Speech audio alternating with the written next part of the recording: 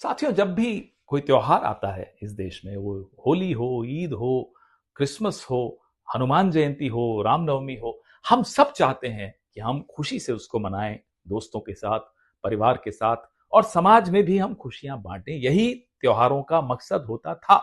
लेकिन पिछले 10-12 सालों में एक ऐसा माहौल बनाया जा रहा है जिसमें हनुमान जयंती हो तो साहब मस्जिद के बाहर नाचना है, बड़ा बड़ा डीजे बजा बजा के सताना है लोगों को। क्रिसमस हो तो चर्च में जाकर उत्पात मचाना है, तोड़फोड़ करनी है। ऐसा लगता है जैसे एक एंट्रेंस टेस्ट चल रहा है भाजपा का। जो जितनी हेट स्पीच इस्तेमाल करेगा, टोपी दाढ़ी वालों को सताएगा, लिंच करेगा, घटिया नारे लगाएगा, नफरती भाषा में बात करेगा, वो बीजेपी में उतना ही आगे बढ़ेगा। अभी कुछ दिन पहले होली थी। दिल्ली के उत्तम नगर में 2 लोगों में झगड़ा हुआ। तरुण नाम के व्यक्ति की हत्या हो गई, वो मर गया।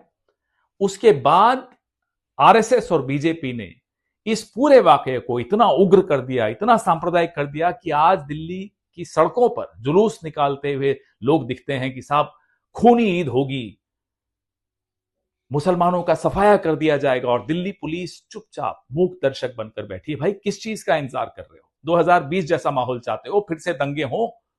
क्या चाहते हो आप? क्यों नहीं इनको रोकते? क्यों इस तरह के माहौल को बढ़ने दे रहे हो? वाराणसी में इफ्तार कर लिया, गिरफ्तार हो गए। पुणे में इफ्तार कर रहे हैं, उनपे हमला, उनको घायल कर दिया। मधुबनी में, बिहार में एक रोजेदार महिला को पेशाब पिलाया और उसके बाद उसको इतना मारा कि उसकी मौत हो गई। ये क्या माहौल है? आजकल एक और फैशन हो गया है। इजराइल के नए नए इश्कजादे घूम रहे हैं सड़कों पर, सोशल मीडिया पर, मीडिया में।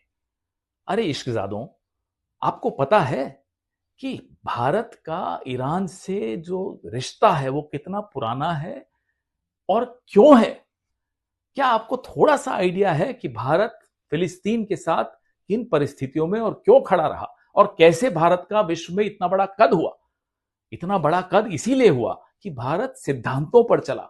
आज ऊपर से नीचे तक देखिए, सरकार में और पार्टी में, बीजेपी में, सब इश्कजादे बने घूम रहे हैं इजराइल के। कह रहे हैं इजराइल हमारा फादरलैंड है। फादरलैंड होगा आपका फादरलैंड, लेकिन प्रधानमंत्री से हमें कोई उम्मीद है नहीं। ये जो आरएसएस ने नफरत के बीज बहुत सालों से बोए हैं, अब वो बहुत बड़ा वृक्ष बन गया। नरेंद्र मोदी की सरकार का संरक्षण है, फल भी आ रहे हैं उसमें। और जहां जहां सांप्रदायिक चुनाव तनाव बढ़ता है, वहां बीजेपी का ग्राफ भी चढ़ता है। तो हमें इनसे उम्मीद नहीं है। जैसा कि मैंने कहा, प्रधानमंत्री इन्हीं रास्तों पर गुजरकर, इन्हीं सीढ़ियों पर चढ़कर यहां तक पहुंचे हैं, तो उनको छोड़ दीजिए। लेकिन दिल्ली पुलिस और अधिकारियों से हमारी ये गुजारिश है कि नफरत की इन दीवारों को इतना मत बढ़ने दो कि हमारी असली पहचान, इस देश की पहचान, इस सभ्यता की पहचान उसमें ढक जाए। ये इम्तिहान की घड़ी है, ना केवल पुलिस के लिए, ना केवल सरकारों के लिए, उनको तो छोड़ ही दीजिए।